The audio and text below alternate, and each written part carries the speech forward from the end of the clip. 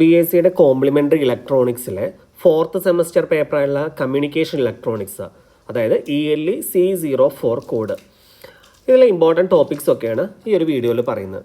നമുക്കറിയാം ഇതിനകത്ത് 4 മൊഡ്യൂളുകളാണുള്ളത്. മിക്കവാറും റിപ്പീറ്റഡ് ആയുള്ള ക്വസ്റ്റ്യൻസ് ഒക്കെ തന്നെയാണ് ചോദിക്കാറ്. അത്ര ഭയങ്കര ടഫായുള്ളതൊന്നുമല്ല. കുറച്ചൊക്കെ നമുക്ക് ലാസ്റ്റ് മൊമെൻറ്റിൽ അല്ലെങ്കിൽ ഒരു 2-3 ഡേയ്സ് മുന്നേ ഒക്കെ നോക്കിക്കഴിഞ്ഞിട്ടുണ്ടെങ്കിൽ ഒന്ന് ഇരുന്ന് കഴിഞ്ഞിട്ടുണ്ടെങ്കിൽ നമുക്ക് പഠിച്ചെടുക്കാവുന്ന കാര്യങ്ങളൊക്കെ തന്നെയാണ് ഈ ഒരു 4 മൊഡ്യൂളായിട്ടുള്ളത്. ഞാൻ പറയുന്നത് പാസ് മാർക്കിന് വേണ്ടി നോക്കുന്നവരുടെ കാര്യമാണ് കേട്ടോ. അപ്പോൾ ആദ്യത്തെ മൊഡ്യൂളാണെങ്കിൽ ഇലക്ട്രോണിക് കമ്മ്യൂണിക്കേഷനാണ് ആദ്യത്തെ മൊഡ്യൂൾ കംപ്ലീറ്റ് ഉള്ളത്. അപ്പോൾ അതുകൊണ്ട് തന്നെ ഇതിൽ ഏറ്റവും ഇമ്പോർട്ടൻ്റ് ആയുള്ളത് block diagram of an electronic communication system ആണ്. അതൊന്ന് നല്ല വൃത്തിയായിട്ട് പഠിച്ചു വയ്ക്കാം. ദെൻ ഏറ്റവും ഇമ്പോർട്ടൻ്റ് എന്ന് പറയുന്നത് നമുക്കറിയാം ഇലക്ട്രോ മാഗ്നറ്റിക് സ്പെക്ട്രമാണ്. ഇലക്ട്രോ മാഗ്നറ്റിക് സ്പെക്ട്രം നല്ല ഇമ്പോർട്ടൻ്റ് ആണ്.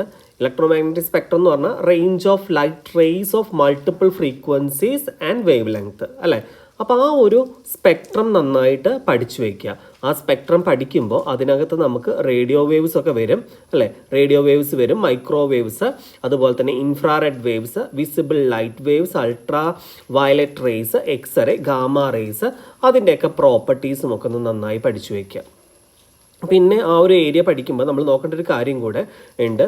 ഈ വേവ് ലെങ്ത്തും ഫ്രീക്വൻസി, ആംപ്ലിറ്റ്യൂഡ്, ഫേസ്, ഇതിൻ്റെയൊക്കെ ഒരു ഡെഫിനേഷനും കൂടെ ഒന്ന് നോക്കി വെക്കുന്നത് നല്ലതാണ്.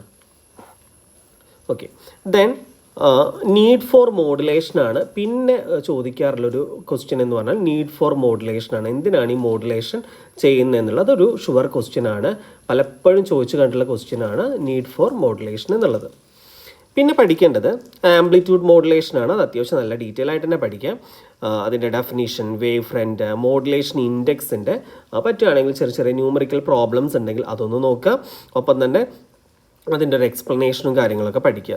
ദെൻ ജനറേഷൻ ഓഫ് AM-ഉം ഡിമോഡുലേഷൻ, ഡയോഡ് ഡിറ്റക്ടർ, സർക്യൂട്ടും വർക്കിങ്ങും, ഈ കാര്യങ്ങളൊക്കെ എന്ത് ചെയ്യുക, ജസ്റ്റ് ഒന്ന് പഠിച്ചു വയ്ക്കുക. അപ്പോൾ ഇത് അത്ര ഭയങ്കര കോംപ്ലിക്കേറ്റഡ് ആയുള്ള കാര്യങ്ങളൊന്നുമല്ല. പിന്നെ മാത്തമെറ്റിക്കൽ എക്സ്പ്രഷൻസിൻ്റെ കേസിൽ നമ്മൾ എങ്ങനെയാണ് എക്സ്പ്രസ് ചെയ്യുക എന്നുള്ളതൊന്ന് നന്നായിട്ട് നോക്കുന്നത് നല്ലതായിരിക്കും. പ്രത്യേകിച്ച് നമ്മുടെ ഇക്വേഷൻ, മോഡുലേറ്റിംഗ് സിഗ്നലിൻ്റെ equation M(t) = AM cos 2π fmt എന്നുള്ളതും കരിയർ സിഗ്നലിൻ്റെ ഇക്വേഷനായുള്ള C(t) = AC cos 2π fct എന്നുള്ള ആ ഇക്വേഷനൊക്കെ ഒന്ന് നന്നായി നോക്കുക. പിന്നെ അതേപോലെ തന്നെ ഇക്വേഷൻ ഓഫ് ആംപ്ലിറ്റ്യൂഡ് മോഡുലേഷനും പഠിച്ചു വയ്ക്കുക. മോഡുലേഷൻ ഇൻഡെക്സിൻ്റെ ഇക്വേഷനും ഇമ്പോർട്ടൻ്റ് തന്നെയാണ്.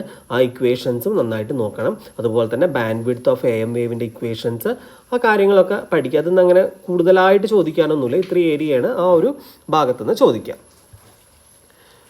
ദെൻ ഡയോഡ് ഡിറ്റക്ടറും ഒന്ന് നോക്കിയേക്കുക. അതിൻ്റെ സർക്യൂട്ടൊക്കെ ഒന്ന് പഠിച്ചു വയ്ക്കാം. ഇനി രണ്ടാമത്തെ മൊഡ്യൂളാണെങ്കിൽ ഇവിടെ മെയിനായിട്ട് പഠിക്കാനുള്ളതെന്ന് പറയുന്നത് നമ്മുടെ ആംഗിൾ മോഡുലേഷനാണ് മെയിനായിട്ട് പഠിക്കാനുള്ളത്. ആംഗിൾ മോഡുലേഷൻ. അപ്പോൾ ആംഗിൾ മോഡുലേഷനിൽ ഫ്രീക്വൻസി ആൻഡ് ഫേസ് മോഡുലേഷനാണ് ഫസ്റ്റ് ഉള്ളത്. അതുപോലെ തന്നെ മോഡുലേഷൻ ഇൻഡെക്സും ഫ്രീക്വൻസി സ്പെക്ട്രും, പിന്നെ കമ്പാരിസണൊക്കെ വളരെ ഇമ്പോർട്ടൻ്റ് ആണ്. AM-ഉം FM-ഉം തമ്മിലായിരിക്കാം, അല്ലെങ്കിൽ PM-ഉം തമ്മിലായിരിക്കാം. അങ്ങനെയുള്ള കമ്പാരിസൺസൊക്കെ നല്ല രീതിയിൽ ചോദിക്കും. പിന്നെ ചാൻസ് ഉള്ളൊരു കാര്യമെന്ന് പറയുന്നത് ഡിമോഡുലേഷനാണ്. ഡിമോഡുലേഷൻ ഓഫ് FM ഒന്ന് കാര്യമായിട്ട് തന്നെ നോക്കുക. ജനറേഷനും അതുപോലെ തന്നെ ഡിമോഡുലേഷനും അതിൻ്റെ ടൈപ്സൊക്കെ ഒന്ന് നന്നായിട്ട് നോക്കി വയ്ക്കുക. പിന്നെ പ്രീ എംഫസൈസും ഒന്ന് നോക്കണം. ദെൻ FM ഡിറ്റക്ടർ, അതായത് PLL, ഇത്രയും കാര്യങ്ങളാണ് മെയിനായിട്ട് ഈ രണ്ടാമത്തെ മൊഡ്യൂളിലുള്ളത്. പിന്നെ ഈ രണ്ടാമത്തെ മൊഡ്യൂളിൻ്റെ കാര്യം പറയുമ്പോൾ നമ്മൾ ഈ ഫ്രീക്വൻസി മോഡുലേഷനൊക്കെ എഴുതുന്ന സമയത്ത് നമ്മളതിൻ്റെ നമ്മളതിൻ്റെ ഡയഗ്രാമൊക്കെ വരച്ച്, അതായത് വേവ് ഫോമൊക്കെ വരച്ചിട്ട് വേണം ഇത് കാണിക്കാൻ വേണ്ടിയിട്ട്. അതായത് നമ്മൾ എന്ത് ചെയ്യും, ഒരു ബേസ് ബാൻഡ് സിഗ്നൽ വരയ്ക്കും, ദെൻ കരിയർ സിഗ്നൽ വരയ്ക്കും. അതിന് ശേഷം എന്ത് വരയ്ക്കണം, ഫ്രീക്വൻസി മോഡുലേറ്റഡ് വേവ് വരയ്ക്കണം. ദെൻ അതിൻ്റെ മാത്തമെറ്റിക്കൽ റെപ്രസെൻറ്റേഷൻസ് നന്നായിട്ട് പഠിച്ചു വെക്കണം. അതായത് ഫ്രീക്വൻസി അറ്റ് മാക്സിമം ആംപ്ലിറ്റ്യൂഡ് എന്ന് പറയുന്നത് എന്താണ്, FC + Δf ആണ്. അതുപോലെ മിനിമം ആംപ്ലിറ്റ്യൂഡ് എന്ന് പറയുന്നത് FC - Δf ആണ്. അപ്പോൾ അതൊക്കെ നന്നായിട്ട് നോക്കുക. ദെൻ കരിയർ സ്വിങ് എന്ന് പറഞ്ഞൊരു സംഭവമുണ്ട്. അത് deviation of the frequency of the carrier signal from high to low or low to high അല്ലേ, അതിനാണ് കരിയർ സ്വിങ് എന്ന് പറയുക. അത് കാണാൻ 2 ഇൻറ്റു ഫ്രീക്വൻസി ഡീവിയേഷനാണ് equation 2 into delta F. Then equation for F M wave ഒക്കെ അതിനകത്ത് വരുന്നതാണ്. ഫേസ് മോഡുലേഷനും ഇതുപോലെ തന്നെയാണ് ഫേസ് മോഡുലേഷനും ചെയ്യേണ്ടത്. അതിൻ്റെയും ഇക്വേഷൻസ് പഠിച്ചു വയ്ക്കുക. Equation S of T C equal to A C cos of omega C T plus K P M of T എന്നുള്ള ഇക്വേഷൻ പഠിച്ചു വയ്ക്കുക. ദെൻ ഫ്രീക്വൻസി മോഡുലേഷൻ്റെ index, F M, deviation ratio, അങ്ങനത്തെ കാര്യങ്ങളൊക്കെയാണ് മെയിനായിട്ട് ഇതിനകത്ത് വരുന്നത്. പിന്നെ ഡി എംഫസൈസ് ഒക്കെ പഠിക്കുന്ന സമയത്ത് അതിൻ്റെ ഡയഗ്രാം വെച്ചിട്ട് തന്നെ അത് എഴുതാൻ വേണ്ടി ശ്രമിക്കുക. അതുപോലെ തന്നെ പ്രീ എംഫസൈസ് ആണെന്നുണ്ടെങ്കിലും ഡയഗ്രാം വെച്ചിട്ട് തന്നെ അത് എക്സ്പ്ലെയിൻ ചെയ്ത് എഴുതണം. ദെൻ സ്റ്റീരിയോഫോണിക് എഫ് എം മൾട്ടിപ്ലെക്സ് സിസ്റ്റത്തിൻ്റെ ഡയഗ്രവും കൂടെ ഈ ഒരു മൊഡ്യൂളിൽ നോക്കുന്നത് നല്ലതായിരിക്കും. ഇനി നമ്മൾ തേർഡ് മൊഡ്യൂളിലേക്ക് വരികയാണെന്നുണ്ടെങ്കിൽ തേർഡിൽ മെയിനായിട്ടുള്ളത് പൾസ് അനലോഗ് മോഡുലേഷനും അതുപോലെ തന്നെ ഡിജിറ്റൽ മോഡുലേഷനും ഒക്കെയാണ് തേർഡിൽ കൂടുതലായിട്ട് വരുന്നത്.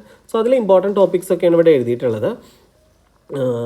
ഇതിനകത്ത് സാമ്പിളിംഗ് തിയറം, ചാനൽ കപ്പാസിറ്റി, പിന്നെ അതുപോലെ തന്നെ നമ്മുടെ PAM, PDM, PPM അങ്ങനത്തെ കാര്യങ്ങളൊക്കെ നന്നായിട്ട് പഠിച്ചു വയ്ക്കുക. ഡയഗ്രാംസും ക്യാരക്ടറിസ്റ്റിക്സും ഒക്കെയാണ് മെയിനായിട്ട് ഉദ്ദേശിക്കുന്നത്. Then pulse code modulation, need for digital transmission, പിന്നെ ക്വാണ്ടൈസേഷൻ എന്നൊരു സംഭവം ഭയങ്കര ഇമ്പോർട്ടൻ്റ് ആണ്. ദെൻ കോഡിങ്, ഡീകോഡിങ്, റീജനറേഷൻ, ഇത്രയും കാര്യങ്ങളാണ് തേർഡിൽ വരുന്ന മെയിനായുള്ള കാര്യങ്ങൾ എന്ന് പറയുന്നത്.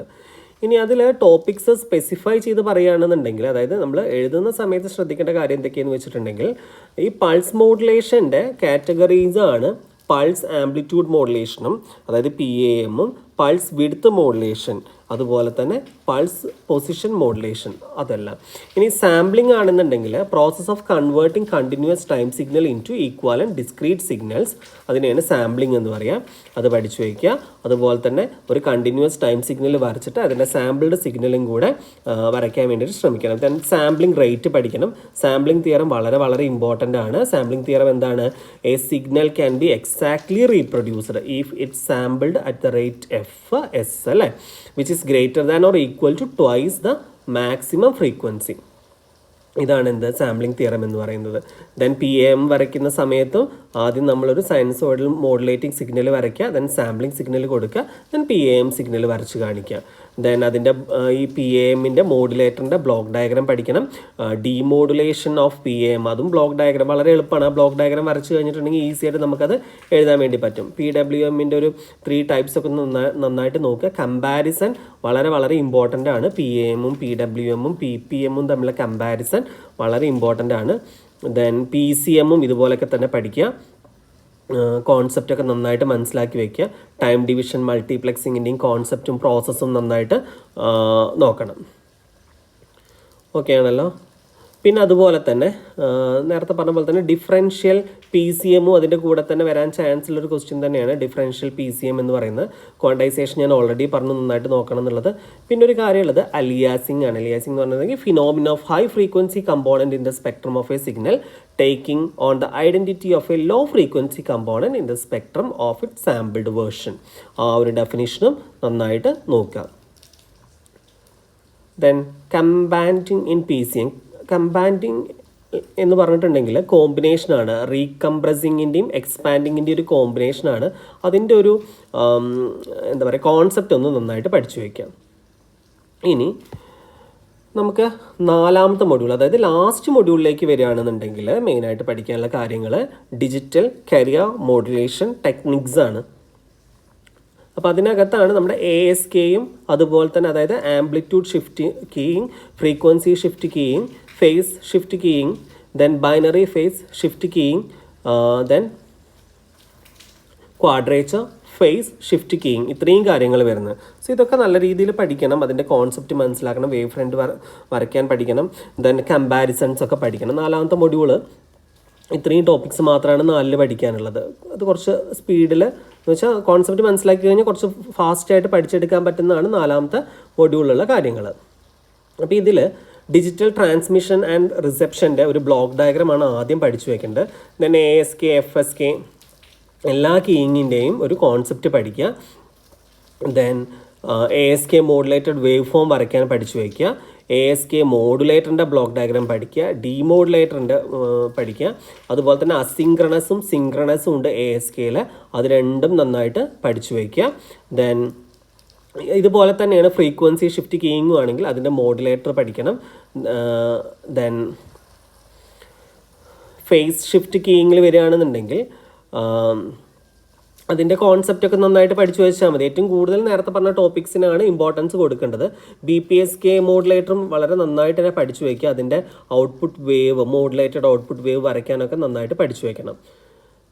Then differential phase shift keying ഒന്ന് കാര്യമായിട്ട് തന്നെ നോക്കുക. DPSKയുടെ മോഡുലേറ്ററിൻ്റെ ഡയഗ്രാം ഒക്കെ പഠിച്ചു വയ്ക്കുക. സോ ഇത്രയും കാര്യങ്ങളൊക്കെയാണ് മെയിനായിട്ട് ഈ ഒരു നമ്മുടെ സബ്ജക്റ്റിൽ വരുന്നത്. കാര്യം കോൺസെപ്റ്റും ആ ഡയഗ്രാം ഒക്കെ അറിയുകയാണെന്നുണ്ടെങ്കിൽ നല്ല മാർക്ക് വാങ്ങിക്കാൻ പറ്റുന്ന ഒരു സബ്ജക്റ്റ് തന്നെയാണ് ഇത്.